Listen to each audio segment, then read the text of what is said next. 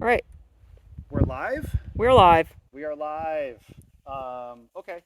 I wanted to make a really quick video about something I've never actually seen before, but it's something I think is super important, especially if you are building brand new garden beds and you are in a highly carbonaceous environment.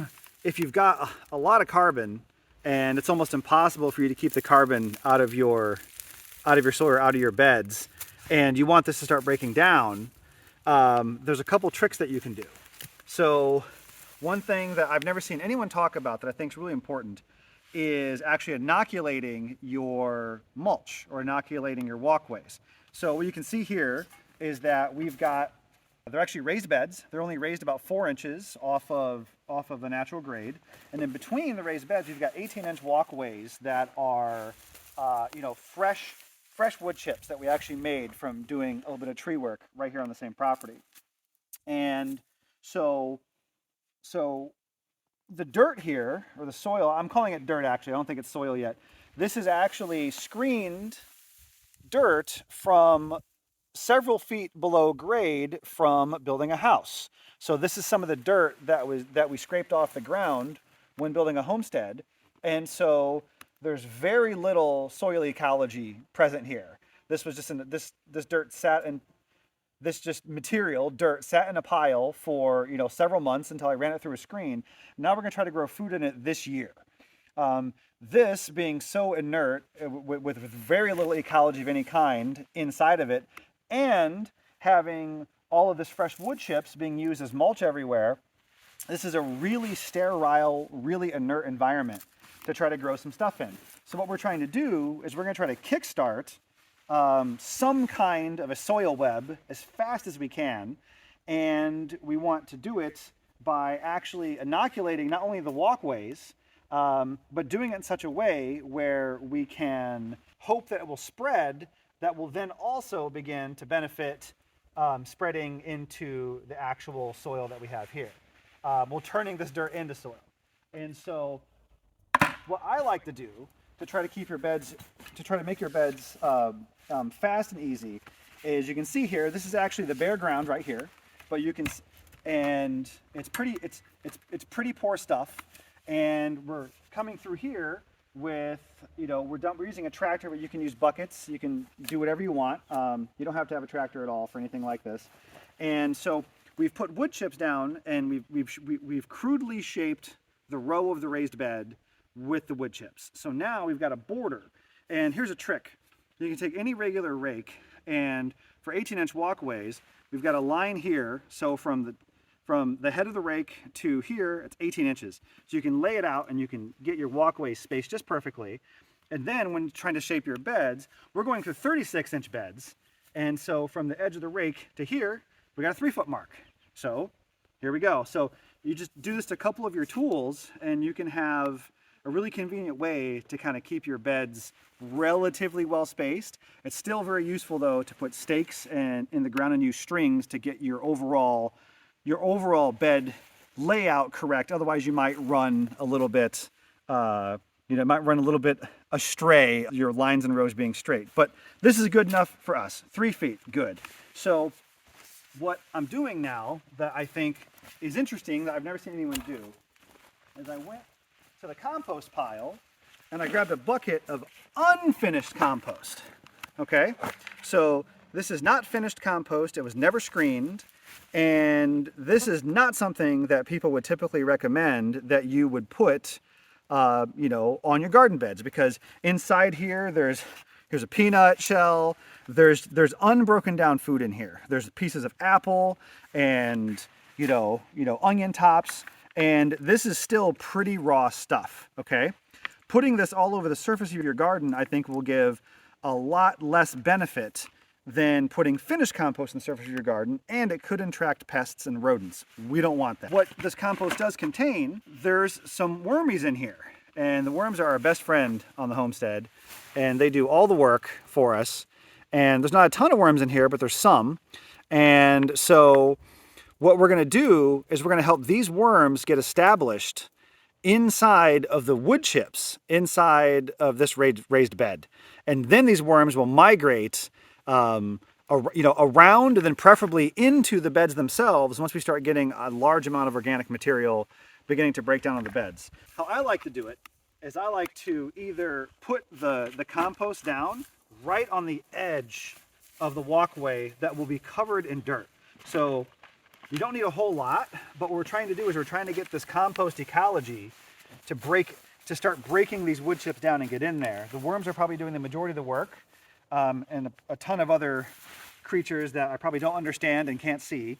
And then what will happen is that when it's time to get ready to plant, or while we're shaping the bed right now, what we're going to do is we're going to cover that compost up as we're raking our dirt flat.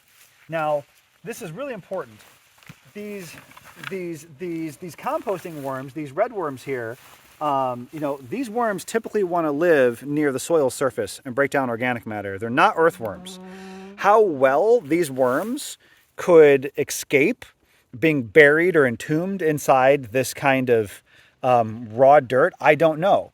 But what we're doing is we're allowing these worms to have access to the edge of these wood chips.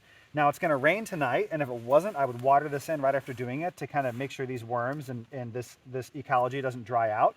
But what's going to happen now is that these worms are going to begin colonizing underneath the walkway of this raised bed, and they'll have access to moisture because they're going to be down a few inches below the surface. And if we don't do this, what I'm afraid would happen is I'm afraid it would take years, or at least a year, for any kind of real, composting or decomposition network to get into these wood chips. I've seen in numerous other beds that I've built that the only way quickly it seems as if you can get the composting worms to get into these beds is by doing heavy composting when you're planting your crops. Even then, I've seen it very sporadic, and it could take a long time for any kind of real inoculation of these walkways to happen. And these walkways are really important. We've got this carbon, and this carbon needs to be broken down eventually. This becomes the food that the plants can actually send roots through the soil and get down underneath these walkways. And numerous times when I've pulled plants out, I've seen plant roots from many different plants in a bed going all the way under the walkway, and they're taking advantage of all that nutrients from these wood chips breaking down. We do this on both sides of the bed, and there's no real science to it. I'm just gonna go and do this anywhere that I haven't done it, and I'm not trying to do a whole lot. We don't have a lot, and little tiny bits of apple or unbroken down compost is okay. We're not trying to do, I wouldn't come out here with fresh kitchen compost because we want it to be partially broken down because we want that ecology. So I'm getting the majority of this by kind of digging out the center of the active compost pile for this year. And just a few buckets for a whole bed. And you can see there's all kinds of little critters in here, bugs and worms all doing their thing. And in a couple minutes, we're gonna put the dirt through here, and we're gonna bring the wood chips over, we're gonna cover it up. And if it's not gonna rain immediately, we're gonna water them in. And in 6 months, you'll be able to come through here and you'll be able to pull this away in the fall and look, and we're gonna see a vast, vibrant ecosystem of worms, baby worms, and all kinds of bugs in these wood chips, just breaking them down. And then you have many different options in the future. You could just keep adding. You could just keep adding to the walkways every year to kind of keep them level with the soil. Or what you could do is when the walkways begin to break down, you can roll the walkway material on top of the bed as a compost substitute. Like say in 1 to 2 years when the wood chips have really begun to break down. And any other soil amendments that you might want to add, especially if you're adding something like biochar, or if you're doing any kind of a pH adjustment, you can come through and you can put your amendments in the middle. And so for example, this is a little bit of crushed charcoal, and I don't want the crushed charcoal to get into the compost. I don't want it to aggravate the worms, but you can put this crushed charcoal here underneath the middle of the bed. And now I've added a potentially you know, right now we've added a potentially kind of potent amendment, and we've actually added it in a location where the plant roots can decide how much of that they want to get into. And we're also not going to burn or aggravate the microbes that we planted inside the edge of the border of the walkway. And so I might come through with a little bit of potash or whatever I have from the wood stove, but this is all stuff that you can make on site. You can make compost on site, you can make and crush charcoal on site, and you can make some kind of carbon material on site. Even if you have to go and collect leaves from a suburb near you, if you live in a town and you don't have any trees or any access to wood chips like this. This is just one of the many tricks that we try to employ here to try to get what would be considered to be completely barren dirt turning into soil and building some kind of a food web as fast as we can. So yeah, we will be sure to show how this goes. One last thing before I forget, something I think everyone should have is a half-size shovel. Just find an old shovel, perhaps one that you don't like or one that's kind of heavy, and use a grinder or a cutoff wheel and cut the head. I'm a big fan of this specific size, which is right around 4 inches. It's still wide enough. You can get a boot corner on it if you were going to have to dig, but it's very, very nimble. And when you're doing farm work or homesteading work, what happens is you find yourself in a situation where you have to do a lot of tasks repetitively and move a lot of material.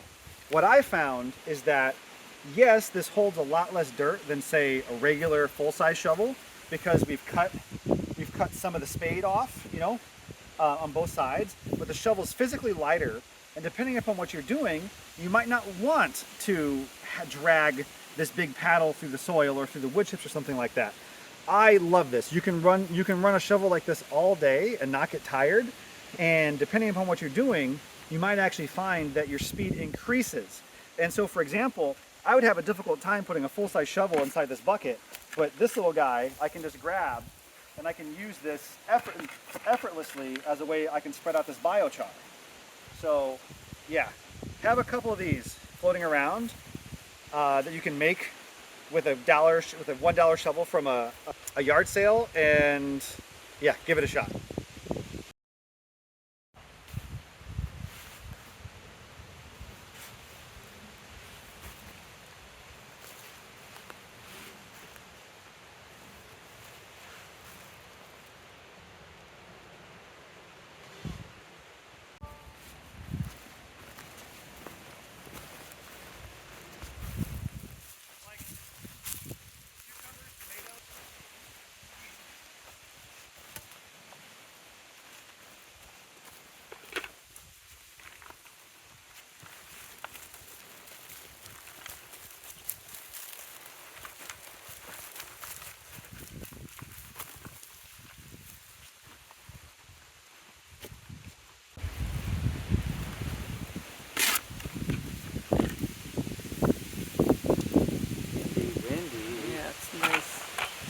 I gotta get some more compost.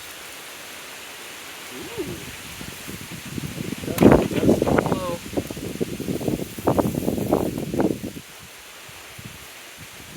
I'm gonna go grab like one bucket of compost if you just want to